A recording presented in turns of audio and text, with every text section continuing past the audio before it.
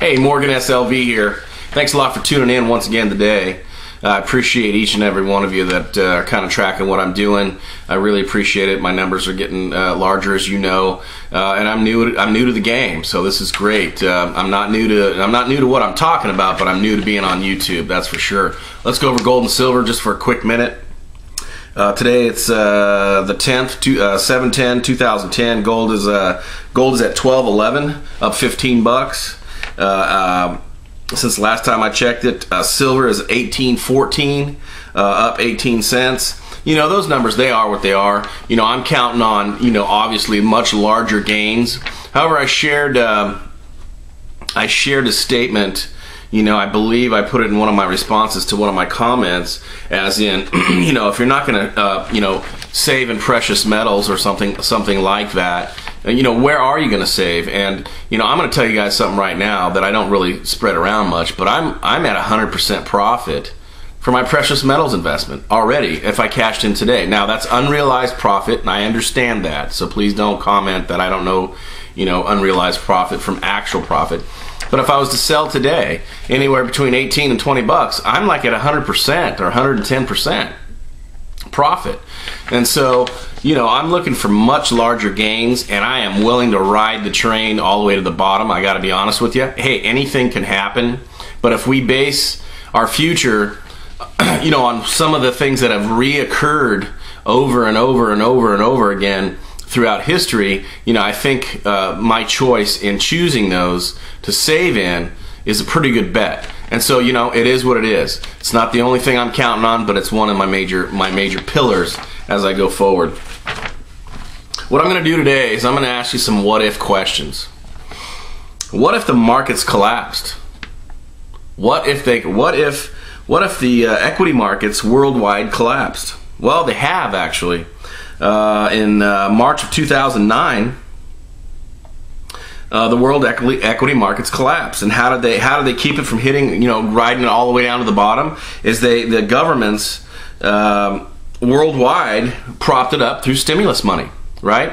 One of the people that I kind of pay attention to, and I'm starting to a little bit more and more, is I believe his name is Gerald Celente, and he heads up a company called Trends Research Group, I think is what it's called, Trends Research something. And like I say, I'm just now starting to you know, take a look at this guy, but he's got a long track record, and that's kind of what I look at. I want to see a long track record. You know, as far as, you know, people on YouTube or people on the net that I listen to, you know, yes, there are people that I listen to that don't have a very long track record that I'm interested in hearing their views on things, but where I make my major decisions are on people who have long track records. That's why I always tell everybody, do not, you know, place 100% of your faith in me. You need to look it up for yourself. And I got to be honest with you, there's been people that have bought precious metals and say, well, I don't need to study, I know you. Well, no, that's not the case.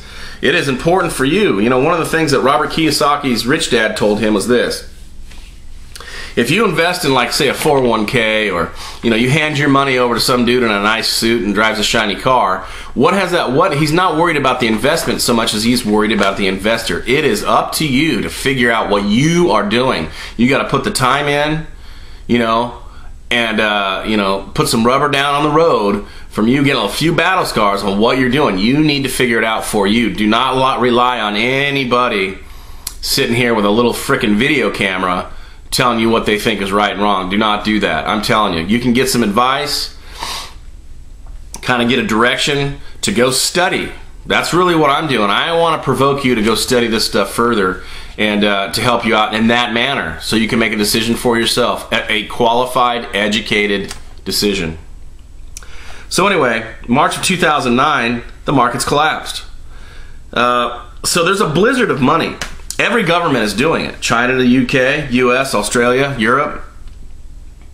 Every central bank is dumping trillions of dollars into the system. And what he says is this: he believes in 2010 we're going to run out. We're going to pretty much run out of what's happening. He goes, you know, what are we did the cash for clunkers thing, and you know, prop the housing market up with all those you know, cheater loans, you know, originally, and then again with the $8,000 credit for anybody that hasn't bought a house in 2 years. And you know what you're doing is you're pulling sales forward, number one. Number two, you're manipulating the market. That's not free market. That's not free market capitalism. You need to let the free market set the prices, set the interest rates to whoever can afford those homes or cars or whatnot. And we need to stop borrowing money from abroad.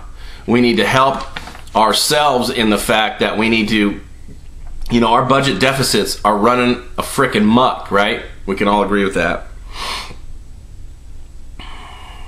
Mr. Salente says that it will probably run out sometime in 2010. Now, another what if scenario. What if you need a gun? Do you have one?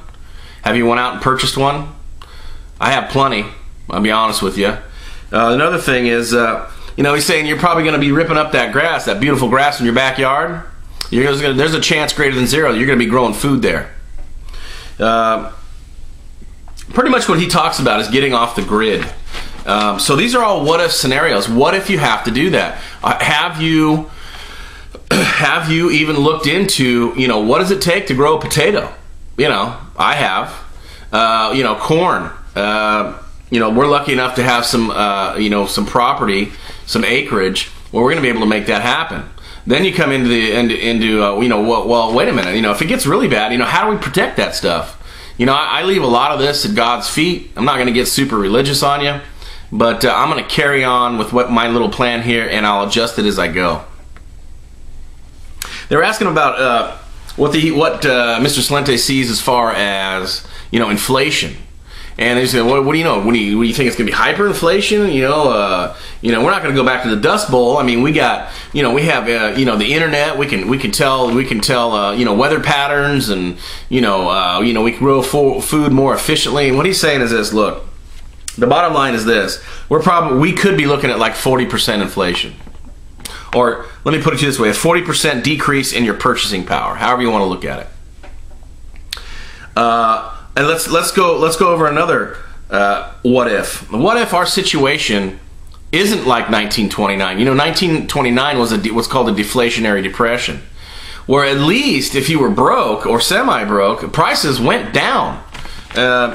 I know a lot of you, or a few of you out there, have talked about, I don't know that prices are going to go up. I think they may go down. Well, there's good reason. There's good, if you study this stuff, there's good reason why prices are going to go up. You have inflation. When you have more dollars chasing fewer goods, prices generally go up on the stuff that you're buying. And what are we buying? We're buying food and energy, right? That's kind of a no-brainer, right? I haven't seen any magic wand yet. Back in 1929, we had a trade surplus. We were a manufacturing giant at that time. The debt that our government was selling was bought and owned by Americans. Now, let's go over that.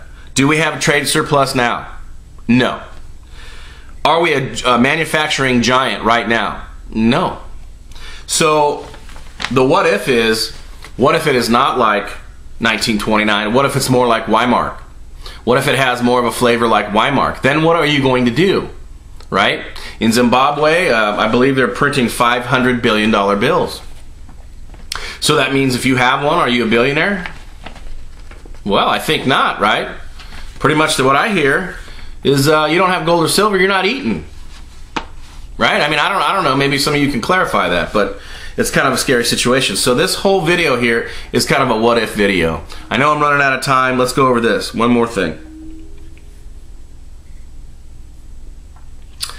All I'm saying is, the reason that I am putting this forward is two reasons. One is I want to get you to think, and I want to get you to study. The other is I'm trying to get my arms around this next 90 days, 120 days of writing this ebook.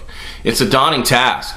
I pretty much just verbalized it. I've written a few things down, but man, it's going to be, I'm going to learn a lot. I hope a lot of you guys share with me your views. Once again, my questions are this: top 3 places to go live in this economic environment.